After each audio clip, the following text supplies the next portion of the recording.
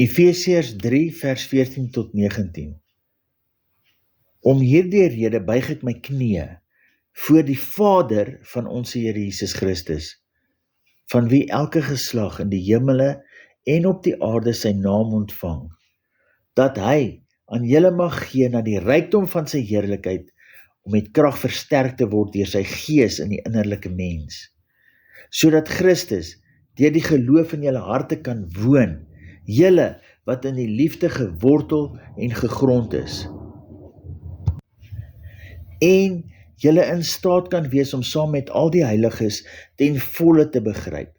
wat die breedte en lengte en diepte en hoogte is, en die liefde van Christus te ken, wat die kennis oortref, sodat julle vervul kan word tot al die volheid van God, om met krag versterk te word deur sy gees na die innerlike mens. Om hierdie rede buig ek my knieë voor die Vader van ons Here Jesus Christus. Wat ons nodig het, brood nodig het,